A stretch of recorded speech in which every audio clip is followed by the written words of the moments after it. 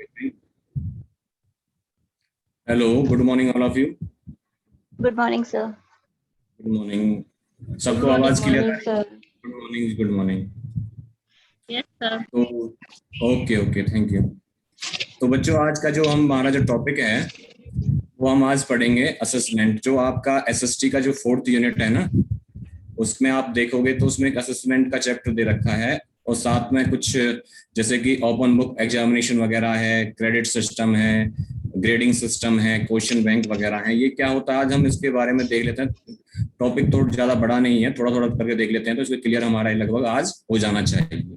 ठीक है, तो सबसे पहले हम बात करते हैं असेसमेंट की। असेसमेंट होता क्या है, यानी कि हिंदी में हम इसको क्या बोलते हैं, आकलन करना। यानी किसी चीज का, हम किसी को कोई चीज का आकलन करते हैं कि भाई वो कितनी अच्छी है कितनी बुरी है, तो उस चीज को हम क्या कहते हैं, आकलन करना, असेसमेंट करना कहता है। ठीक है, आकलन और जो मूल्यांकन होता है, जो हमने पहले चैप्टर पढ़ा था, जो मूल्यांकन एवल्यूएशन के बारे में हमने पढ़ा था कि दोनों का जो उद्देश्य होता है वो बच्चों की जो क्षमता है उसको विकसित करना है। यानी कि आकलन भी इसीलिए करते हैं और मूल्यांकन भी इसीलिए करते हैं कि बच्चों को क्या है, जो उनका उद्देश्य है शिक्षा प्राप्ति का, जो भी उनके उद्देश्य है वो प्राप्त हो सके। ठीक है, अब क्या है, जो आकलन है ये एक संक्षिप्त प्रक्रिया है। ठीक है, ये जो क्या है वर्ष वर्ष चलती रहती है, क्लास में भी एग्जामिनेशन वगैरह जो भी होते हैं सब इसका ही प्रोसेस का एक पार्ट है। ठीक है, और जो मूल्यांकन है, जो एवल्यूएशन वगैरह है, वो क्या है, बहुत ही व्यापक प्रक्रिया है। ठीक है, बट दोनों का जो उद्देश्य होता है वो बच्चों की जो क्षमता है, उनकी जो सीखने की जो क्षमता है उसमें सुधार लाना और जो शिक्षा प्रणाली वगैरह है उसमें क्या है, गुणवत्ता लाना। यानी कि जो शिक्षा की जो हम उसमें क्या है कि गुणवत्ता में इंक्रीज करना, कि मतलब उसको कैसे अच्छी तरह से पढ़ाया जाए। आकलन का मुख्य उद्देश्य यही होता है कि जहां तक हो सके हमें क्या है, बच्चे के जो सीखने में और कितना सुधार किया जा सकता है, मतलब उसकी कमियां ढूंढ के उसको क्या है सुधारने का प्रयास किया जाता है। ठीक है, जैसे वर्तमान में छात्रों का प्रदर्शन कैसा है, ये हम कैसे पता कर सकते हैं, उस बच्चे का आकलन करके ही पता कर सकते हैं। ठीक है, उसके लिए हम क्या करते हैं, जैसे मान लो कि बच्चे की हमें किसी का आकलन करना है, उससे हम क्या करते हैं, उससे रिलेटेड फैक्ट जो आंकड़े वगैरह होते हैं उनको हम क्या करते हैं, इकट्ठा करते हैं। फिर क्या करते हैं, उनकी हम समीक्षा करते हैं कि भाई जो बच्चे के बारे में हमने जो इन्फॉर्मेशन कलेक्ट करी वो कहाँ तक, मतलब इसकी हम कैसे कैसे उसको, जैसे उसको देखते हैं कि भाई इस बच्चे में क्या कमी है, इसको कैसे सुधारा जा सकता है। तो इसके क्या हो गया, उन आंकड़ों का हम क्या कर रहे हैं, समीक्षा कर रहे हैं। और फिर जब उन उपयोग करने की जो प्रक्रिया है वो क्या कहलाती है, सारी सारी असेसमेंट यानी आकलन प्रक्रिया कहलाती है। ठीक है, और ये जो प्रक्रिया है ये पूरे वर्ष चलती रहती है। ठीक है, यह इसका एक क्या है, व्यापक रूप माना जाता है बच्चे के आकलन करने के लिए। जैसे किसी छात्र का किसी विषय के बारे में क्या है, उसका जो निर्णय प्रदान करने का जो वो है, मतलब किस प्रकार से हम उसका आकलन कर सकते हैं, ये इस प्रक्रिया में देखा जाता है। इसमें हम क्या करते हैं, जो असाइनमेंट परफॉर्मेंस जो टेस्ट वगैरह हैं उनका प्रयोग किया जाता है। जैसे आपने साइकोलॉजी वगैरह भी पढ़ी होगी तो उसमें देखते हैं ना, किसी व्यक्ति का या किसी बच्चे का जब उसका जो व्यक्तित्व का या किसी रिलेटेड कोई भी हम उसका जो आकलन करते हैं तो टेस्ट वगैरह यूज करते हैं ना, तो उसमें क्या कहते हैं, हम असाइनमेंट परफॉर्मेंस टेस्ट वगैरह देखते हैं। ठीक है, और ये जो आकलन है ये हमने अभी बताया कि जो ये पूरे वर्ष क्या है, शिक्षण जो प्रक्रिया है उसमें कक्षा शिक्षण में प्रक्रिया पूरे साल चलती रहती है। ठीक है, जैसे पूरे साल बच्चों ने क्या सीखा, ठीक है, और कहां कहां शिक्षण में कमी रह गई और उन कमियों को हम कैसे सुधार सकते हैं। ठीक है, ये सब क्या हम किससे पता लगता है, जब अध्यापक को इन चीजों का पता ही नहीं चलेगा कि भाई उसके जो शिक्षण में है और छात्रों में के विषय में, उनके ज्ञान के विषय में जब उसको आकलन ही नहीं होगा कि उसमें कहाँ कमियां हैं, तो वो उन दूर नहीं कर सकता उन कमियों को। तो ये आकलन करना भी बहुत ज्यादा जरूरी है। ठीक है, इसके लिए वही प्रोसेस अपनाते हैं, हम पहले इंफॉर्मेशन कलेक्ट करते हैं, फिर उसके आंकड़े वगैरह इकट्ठे करते हैं, फिर उनका विश्लेषण करते हैं। ठीक है, अगर हम एक परिभाषा के अकॉर्डिंग इसको समझें, जैसे कि फीड ने इसके लिए एक डेफिनेशन दी थी कि भाई आकलन क्या है, एक सूचना संग्रह तथा उस पर विचार विमर्श करने की क्या है, एक प्रक्रिया है। ठीक है, जिन्हें हम विभिन्न माध्यमों से प्राप्त करके यह जान सकते हैं कि विद्यार्थियों ने क्या सीखा और क्या जानता है छात्र। ठीक है, तो इसका मतलब ये है कि हम ये सारी प्रक्रिया किस पर डिपेंड करती है, अध्यापक पर, कि भाई किसी चीज का जो आकलन करता है उसके संबंधित आंकड़े वगैरह कैसे कलेक्ट करता है और उनको कैसे समीक्षा करता है। जैसे किसी विद्यार्थी को या छात्र को जैसे भी हम कोई पढ़ाना सिखाना जानते हैं, मतलब चाहते हैं, तो अध्यापक के उसके लिए ये जानना आवश्यक है कि जो हम पढ़ाने जा रहे हैं उस जैसे उससे पढ़ाने से पहले उन्हें उन अक्षरों का कितना ज्ञान है भी या नहीं है, अर्थात वह अक्षरों को पहचानता भी है या नहीं। एक प्रकार से हम क्या कर रहे हैं, उस बच्चे का आकलन कर रहे हैं, या उसके जो बच्चे की जो सीखने की और पढ़ने की जो क्षमता है वो कैसी है और कैसी नहीं है। ये सब चीज हम किससे करते हैं, आकलन के द्वारा करते हैं। अब हम आकलन के उद्देश्य देखते हैं शिक्षण से पूर्व, यानी जब अध्यापक शिक्षण से पहले जब योजना वगैरह बनाता है तो उसमें ये कहाँ काम करता है, जो आकलन जो अध्यापक की कितनी सहायता करता है कि भाई जो छात्रों को जो पूर्व ज्ञान है उसको जानने के लिए ये अध्यापक की मदद करता है। ठीक है, क्योंकि बच्चे आकलन के द्वारा ही अध्यापक पता लगाता है कि किस तरह के बच्चों का कितना ज्ञान भंडार है। ठीक है, जो उसके शिक्षण में जो अधिगम में कोई कठिनाई वगैरह आ सकती है उनका भी क्या करता है, आकलन करता है, और अपने जो अनुदेशन है जो भी पढ़ाने वाला है उसकी योजना बनाने में भी वो मदद करती है। ठीक है, फिर बात आती है शिक्षण के दौरान ये आकलन किस प्रकार से सहायता करता है कि भाई जो अनुदेशन की प्रभाविता है उसको जानने के लिए क्या करता है, अध्यापक आकलन करता है। ठीक है, अधिगम के दौरान आने वाली कठिनाइयों का उसकी कितना प्रतिभाशाली, मतलब कितना उसको अच्छा बनाया जा सकता है, इन समस्या को सुलझाने के लिए क्या अध्यापक करता है, आकलन करता है, और बच्चों में एक अच्छे प्रकार का फीडबैक देने के लिए, ठीक है, वो क्या करता है, आकलन। शिक्षण कितना प्रभावशाली रहा है यह जानने के लिए भी अध्यापक क्या करता है, आकलन ही करता है। अध्यापक अगर स्वयं के बारे में भी जानना है कि भाई उसका जो शिक्षण है वो कितना प्रतिभाशाली रहा और कितना अच्छा रहा, तो ये वो उसके लिए भी हेल्प कर सकता है अध्यापक के लिए कि भाई वो स्वयं का भी क्या करता है, आकलन करता है कि भाई शिक्षण किस प्रकार और बेहतर बनाया जा सके। तो जो आकलन का जो महत्व है वो हमारे छात्रों के लिए, अध्यापकों के लिए, दोनों के लिए क्या है, बहुत ही महत्वपूर्ण है, क्योंकि ये क्या है, दोनों की क्या है, अधिगम क्षमता को बढ़ाता है। ठीक है, उनकी क्या करता है, छात्रों को भी क्या करता है, उनकी क्षमता को बढ़ाता है, और अध्यापक की भी इसमें हेल्प करता है, क्योंकि यह जो आकलन जो प्रक्रिया है ये मूल्यांकन का ही एक रूप माना जाता है, यानी उसका ही छोटा रूप माना जाता है। शिक्षण को प्रभावशाली बनाने के लिए, छात्रों की कमियां पता करने के लिए और छात्रों की प्रगति के लिए किया जाने वाला क्या है, सब प्रक्रिया किसके अंदर आती है, वो आकलन के अंदर ही आती है। ठीक है, जैसे कक्षा में जो हमें जो वातावरण बनाना है पढ़ाने का कि भाई उसकी जो गुणवत्ता है उसको हम कैसे और इंक्रीज करें, तो जब हमें कक्षा के जो वातावरण को और अधिक अच्छा बनाने के लिए हम क्या करते हैं, छात्रों का आकलन करते हैं, अपना आकलन करते हैं, और जो वातावरण बनाने की जो परिस्थितियों में जो कठिनाइयां आती हैं उनका क्या करते हैं, हम आकलन करते हैं। ठीक है, और इसमें छात्रों को हम ये सिखाते हैं कि भाई जो चीजें वो कक्षा में सीख रहे हैं उनका प्रयोग वो अपने जो निजी जीवन में जो और परिस्थितियों में आने वाली कठिनाइयों को वो अपने ज्ञान कौशल का किस प्रकार से प्रयोग कर सकते हैं।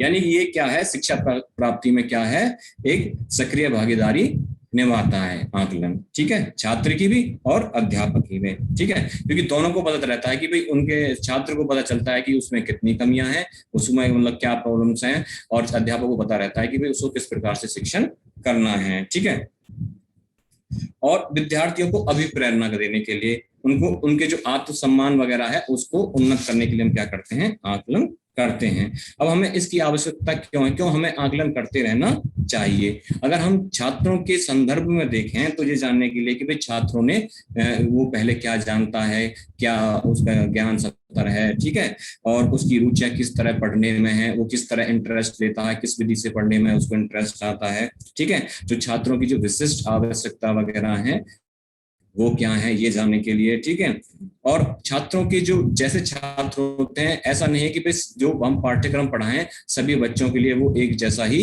अच्छा हो। अब हम छात्रों को जो अलग अलग प्रकार के होते हैं कक्षा में, तो उनके अनुसार हम क्या कर सकते हैं कि आकलन करके भी इस बच्चे के अकॉर्डिंग ये पाठ्यक्रम कैसा रहेगा नहीं। ठीक है, छात्रों को कक्षा में क्या है, छात्रों का उचित वर्गीकरण करने के लिए, भाई कौन सा बच्चा निम्न स्तर का है, कौन सा बच्चा मध्यम स्तर का है और कौन सा बच्चा प्रतिभाशाली है, ठीक है। और छात्रों की समस्याओं को जानने के लिए हम आकलन करते रहना चाहिए। अध्यापक के लिए क्यों महत्वपूर्ण है कि भाई जो छात्रों के जो कौशल वगैरह हैं, उनकी योग्यता वगैरह हैं और उनकी जो अधिगम क्षमता है उसको पहचानने के लिए से करते रहना चाहिए, ठीक है, आकलन करते रहना चाहिए। और शिक्षण विधि का अच्छी से अच्छे शिक्षण विधि का चयन करने के लिए जो शिक्षण सहायक सामग्री वगैरह है उनके विकास के लिए, ठीक है, कि भाई कहाँ तक जो शिक्षण सहायक सामग्री है वो कहाँ तक बच्चे के लिए मतलब उसके लिए अच्छी जा रही है या नहीं जा रही है, इसका हम क्या करते हैं, आकलन करते हैं, ठीक है। और छात्रों की उनकी प्रगति से अवगत कराने के लिए, यानी कि बच्चों को समय समय पर ये बताते रहने के लिए, बेटे आप में ये अभी कमी है, इनको आप ऐसे सुधार सकते हैं, क्योंकि ये सब संभव हो सकता है आकलन के द्वारा, ठीक है। छात्रों को बताते रहना चाहिए कि छात्रों में आपने अभी तक क्या सीखा और आप में और क्या क्या कमियां हैं और उनको कैसे सुधारा जा सकता है। इसमें क्या करते हैं जो छात्र इस प्रकार से आकलन करने से क्या है कि वो इससे प्राप्त जो ज्ञान को क्या करता है, अपने जो दैनिक जीवन वगैरह में जो परिस्थितियां वगैरह हैं उनका जो कौशल वगैरह उनको यूज करने में उनको मदद मिलती है, ठीक है। और जो क्या करते हैं छात्र नए ज्ञान प्राप्त करने के बारे में भी बात कर सकते हैं, ठीक है। अब छात्रों को जो अधिगम क्षमता है, उनकी रुचि है, अभियोग्यता है आदि के बारे में जानकारी इकट्ठा करने तथा उनके अनुरूप विधियों को निर्माण करने के लिए पड़ता है। अगर हम आकलन के प्रकार की बात करें तो आकलन कितने प्रकार का होता है तो जानने के लिए देखते हैं। जैसे हम मानते हैं कि इसके जो 4 भाग माने जाते हैं, होता है आपका व्यक्तिगत आकलन। इसमें क्या है कि किसी बच्चे को केंद्र में रखकर उसके द्वारा किए गए कार्यों एवं गतिविधियों का क्या किया जाता है, आकलन किया जाता है। यानी कि मेन जो फोकस होता है किसी एक बच्चे पर होता है। जैसे एग्जांपल आप अपने घर में ही देख लेते हैं, आप जैसे आपके घर में कोई बच्चा है, आप क्या करते हैं उसके एक्टिविटीज वगैरह को नोट करके देखते हैं कि वो बच्चा उसमें किस में इंटरेस्ट है, वो क्या करता है, मतलब इन चीजों को क्या करते हैं, उसके व्यवहार तरीकों को आप क्या करते हैं, नोट करते हैं। ये क्या कहलाता है, व्यक्तिगत आकलन, जिसमें क्या है एक व्यक्ति का ही आकलन हो रहा है, ठीक है। तो दूसरा आकलन होता है, दूसरे प्रकार का होता है वो है सामूहिक, ठीक है। जो समूह में किया जाने वाला होता है वो क्या होता है, सामूहिक आकलन होता है, ठीक है। इसमें क्या फायदा है कि बच्चों के जो सामूहिक कौशल हैं उनको क्या है और इंक्रीज करना है, ठीक है। और उनके द्वारा सहयोग द्वारा सीखने की प्रक्रिया को और आगे बढ़ाने के लिए हम क्या करते हैं, सामूहिक यानी कि ग्रुप में क्या करते हैं, आकलन करते हैं। ये क्या है, पूरी कक्षा में एक साथ किया जा सकता है, ठीक है। ये होता है सामूहिक आकलन। एक होता है जो तीसरे नंबर का स्वयं आकलन, यानी कि इसमें क्या है, बच्चा स्वयं अपना आकलन करता है, यानी कि भाई उसमें क्या कमियां हैं वो बच्चा खुद से ही इन अपने ऊपर इन चीजों को समझता है, ठीक है। इसको बोलते हैं स्वयं आकलन करना। एक होता है सहपाठियों द्वारा आकलन करवाना। इसमें क्या होता है, एक बच्चे से दूसरे बच्चे का आकलन करवाया जाता है कि भाई इससे क्या होता है, जो बच्चे में क्या है कि वो इस प्रकार की प्रक्रिया से क्या है प्रोत्साहित और ज्यादा होते हैं और ज्यादा सीखने की कोशिश करते हैं। कि भाई जैसे आप कक्षा में किसी बच्चे को कह सकते हैं कि भाई आप दूसरे जो बच्चा है उसके बारे में, उसके व्यवहार के बारे में आपको जानकारी कलेक्ट करनी, यानी उसका आकलन करना है। तो ये क्या कहता है, सहपाठियों द्वारा आकलन कहलाता है, ठीक है। अंत हम कह सकते हैं जो आकलन प्रत्येक छात्र को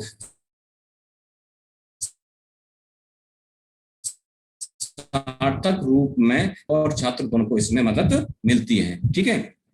आकलन से प्राप्त निष्कर्षों के आधार पर अब विशिष्ट और विभिन्न प्रकार की शिक्षण गतिविधियों के इस्तेमाल द्वारा आप क्या कर सकते हैं, जो जरूरतमंद छात्रों पर विशेष ध्यान देकर सभी के लिए सार्थक आकलन। एक छोटा सा टॉपिक था जो हमने देखा अभी, तो अभी इसे में आगे बात करते हैं।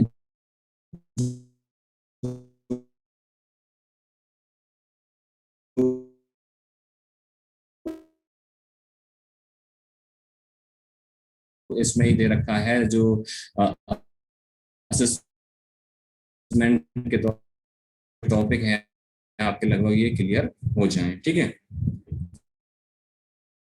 तो बात करते हैं हम हिंदी में क्या बोलते हैं इसे, खुली पुस्तक परीक्षा। अब ये होती क्या है इसके बारे में थोड़े से हम फैक्ट्स देख लेते हैं।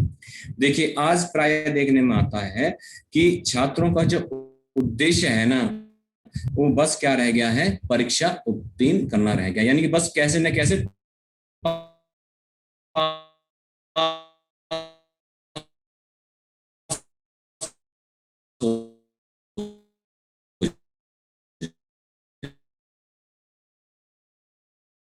ठीक है। उनका वगैरह जारी, पहले पढ़ते थे, एग्जाम वगैरह अच्छी तरह से होते थे, वो क्या है, प्रक्रिया क्या है, धीरे धीरे क्या होती जा रही है, कौन होती जा रही है। ठीक है। क्या जो रोजगार चयन करने के लिए हम क्या करते हैं आजकल, बस सिर्फ क्या प्रेफरेंस देते हैं कि भाई इसके पास क्या है, कि भाई मार्कशीट वगैरह होनी चाहिए, मतलब इसको बस ये होना चाहिए कि ये बच्चा सिर्फ पास है, इसके पास डिग्रियां हैं। ठीक है। ठीक है। इसके दुष्परिणाम क्या निकलते हैं कि भी छात्रों को सिर्फ मेन जो मकसद बन गया है, वो सिर्फ क्या है कि एक प्रमाण पत्र प्राप्त करना ही इसका मुख्य उद्देश्य छात्रों का आजकल बन गया है। ठीक है। जो छात्रों में जो ज्ञान अर्जन का जो कौशल का होना जरूरी होना चाहिए या होता है, वह गौण होता जा रहा है, यानी धीरे धीरे क्या है, ये खत्म होता जा रहा है। कहने का मतलब ये है कि आज जो छात्रों का जो मेन पर्पज है, वो सिर्फ परीक्षा पास करना है, वो कैसे भी। ठीक है ना। तो इसी के बारे में हम धीरे धीरे आगे अपने टॉपिक को आएंगे। तो ये समझाने के लिए मैं थोड़ा सा आपको एग्जाम्पल तौर पर ले जा रहा था कि भाई जो जो कठिन परिश्रम करने की जो भावना छात्रों में पहले होती थी, वो अब धीरे धीरे क्या है, लोप होती जा रही है। ठीक है। कई बार आपने देखा होगा कि आप कभी जब एग्जाम वगैरह देने जाते हो, तो कई बार आपने ऐसी घटनाएं देखते हैं कि भाई वहां पर नकल वगैरह करना, ठीक है, एक की जगह कोई दूसरा एग्जाम दे रहा है, ऐसी चीजें आप देखते हैं। ठीक है। मारपीट तक की घटनाएं भी आपने देखी होंगी। और जो क्वेश्चन प्रश्न पत्र वगैरह लीक वगैरह होते हैं, भी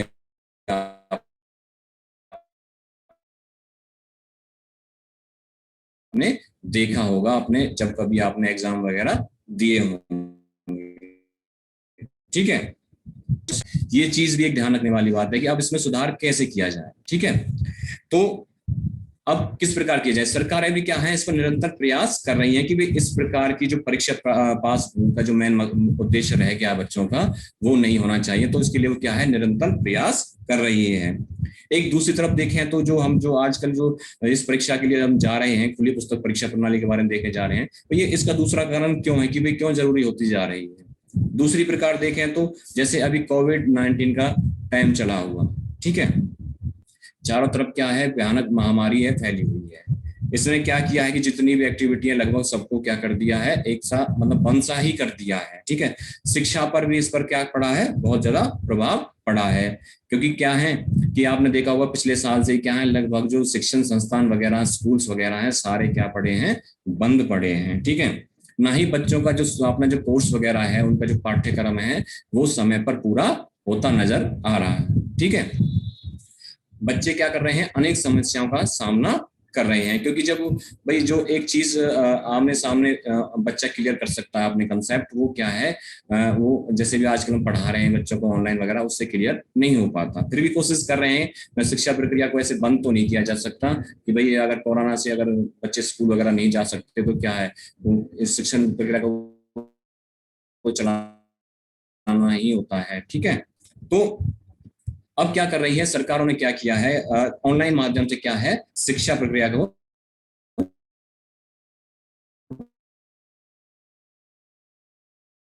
चला रहे साल बच्चों को क्या करते हैं, पाठ्यक्रम वगैरह पूरा करवाते हैं। ठीक है। अब बात आती है लास्ट में कि भाई जो परीक्षा है वो, यानी कि अगर उनको प्रमोट करना है, वो कैसे किस आधार पर किया जाए। ठीक है। एक ये कारण भी है कि जो हम खुली पुस्तक प्रणाली की तरफ बढ़ रहे हैं। तो इन्हीं समस्याओं के लिए क्या है, परीक्षा सुधारों में एक परीक्षा सुधार के लिए खुली पुस्तक प्रणाली भी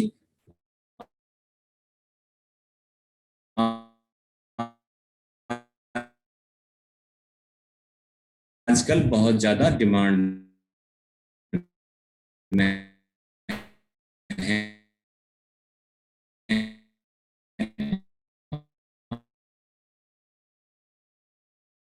आपने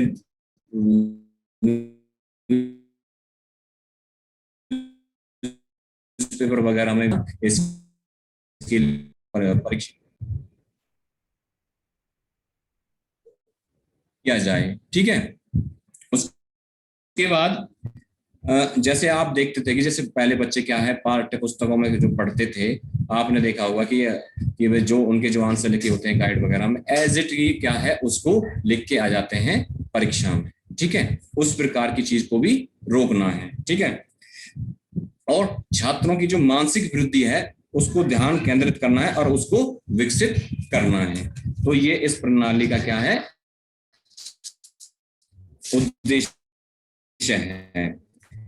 दूसरे अर्थों में हम समझे नोटबुक, पुस्तक वगैरह आदि को परीक्षा भवन में ले जाने की अनुमति होती है। ठीक है, कहने का मतलब बच्चा एक बुक पुस्तक वगैरह भी साथ में ले जा सकता है। ठीक है, और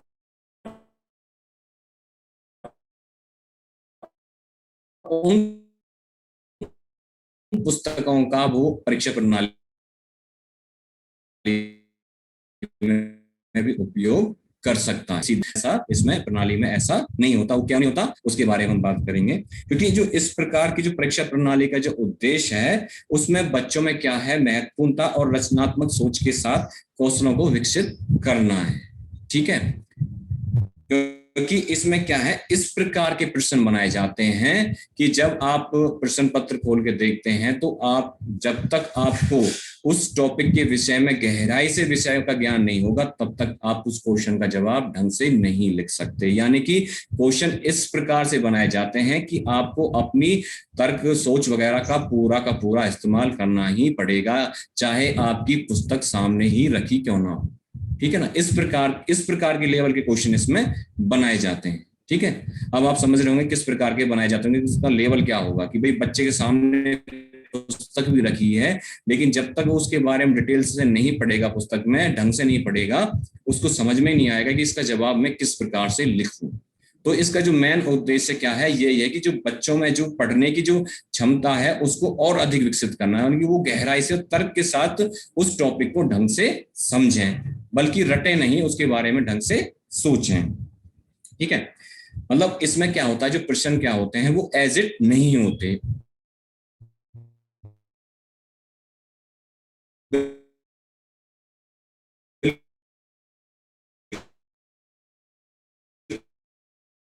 घुमा फिरा के जैसे हम क्वेश्चन प्रणाली इसके बारे में एक मॉडल के बारे में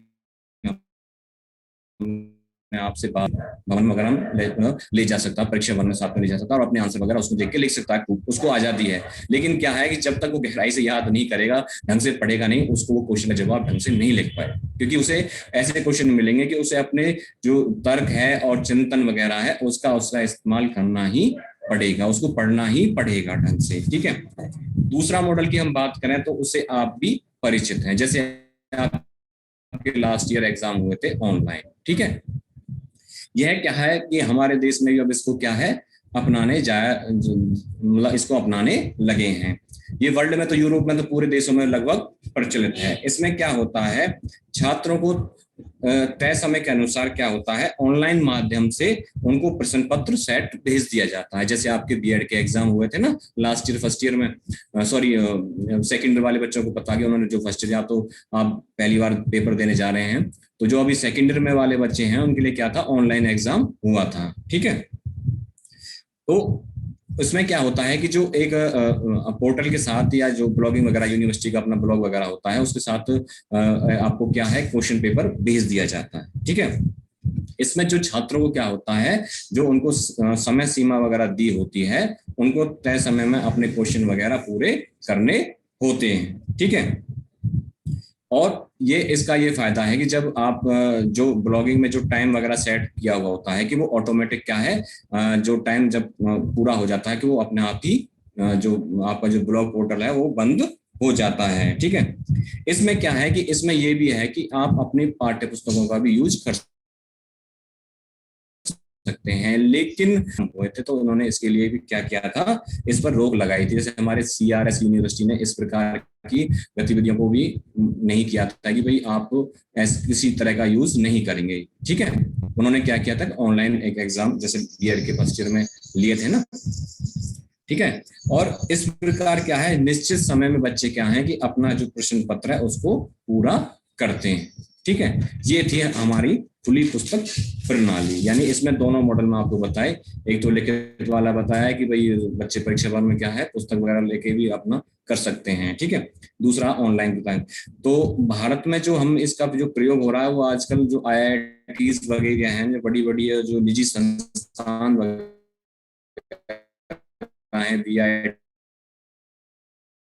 वगैरह हैं, क्या है इसके उद्देश्य क्या है कि बच्चों में जो तार्किक सोच है उसको क्या है लागू करना। ठीक है, क्योंकि बच्चे इस जो टॉपिक जो विषय वो पढ़ने जा रहे हैं उसको क्या है बहुत ही गहराई से और तर्क के साथ पढ़ें, यानी कि उसके बारे में विशेष प्रकार की नॉलेज प्राप्त करें। ठीक है, और बच्चों में क्या अधिक से अधिक उसकी जो तार्किक बुद्धि का प्रयोग करना सिखाना है, यानी कि वो किसी क्वेश्चन का जवाब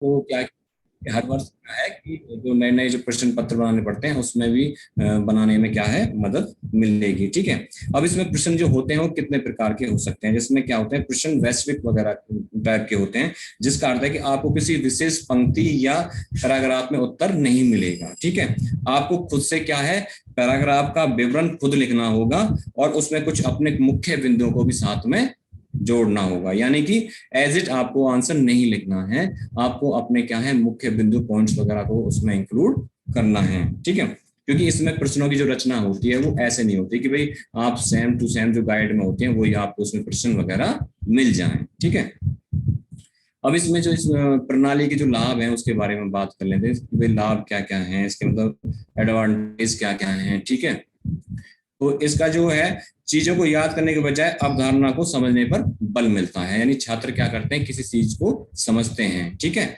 और उनमें क्या है जो उत्तर देने की जो क्षमता